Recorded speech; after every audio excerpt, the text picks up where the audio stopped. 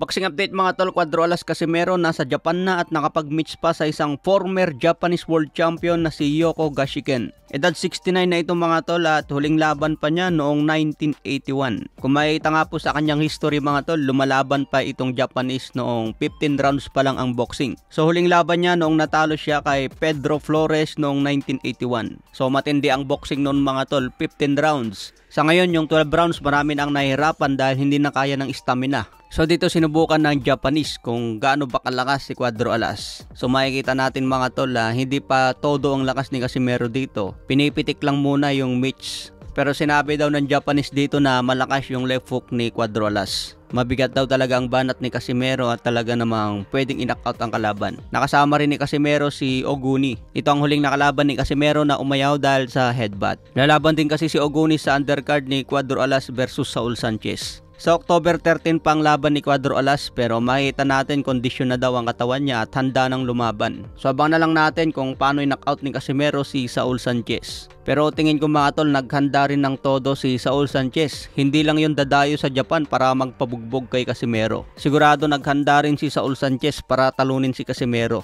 Kaya magandang bakbakan ngayong October 13. Masusubukan talaga si Casimero ngayon. Aktibong boksingero si Saul Sanchez kaya kailangan impresibo ang panalo ni Cuadro Alas. Kaya abangan natin mga tol sa mga gusto tumalpak kay Casimero. Sabayan natin ang kanyang laban. Sa ibang banda naman, Oscar De La Hoya binanatan si Matchroom Promotion Ed Hearn. Sinabi ni De La Hoya na isang sumpa ang pagpirma sa Matchroom Promotion. 11-0 na raw ang score ni Ed Hearn laban kay Frank Warren. Hindi raw marunong mag-build up ng isang boksingero si Ed Hearn dahil kinukuha lang niyang boksingero sa ibang promotion. Binanatan din ni Oscar De La Hoya ang sagutan ni Devin Haney at Ed Hearn sa naging laban ni Joshua versus Daniel Dubois. Matatandaan na hawak din dati ni Ed Hearn si Devin Haney pero ngayon mga tol nagsasagutan na. So ang punto ni De La Hoya dito, hindi raw marunong mag-build up ng isang boksingero si Ed Hearn. Sinusungkit na lang daw ni Ed Hearn yung mga boksingerong magagaling na galing sa ibang promotion. Sa ibang banda naman, tambalang Tank Davis at David Benavides itutuloy ngayong December 21.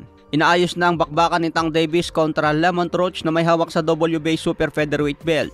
Aakyat daw si Lemon Troach sa lightweight division para labanan si Tank Davis. Kung matalo si Lemon Troach kay Tank Davis mga tol, babalik lang ito sa Super Featherweight para depensahan ang kanyang WBA belt. Kaya walang mawawala kay Lemon Troach kahit matalo siya kay Tank Davis. Samantala si David Benavides, makakalaban naman daw niya si Jesse Hart.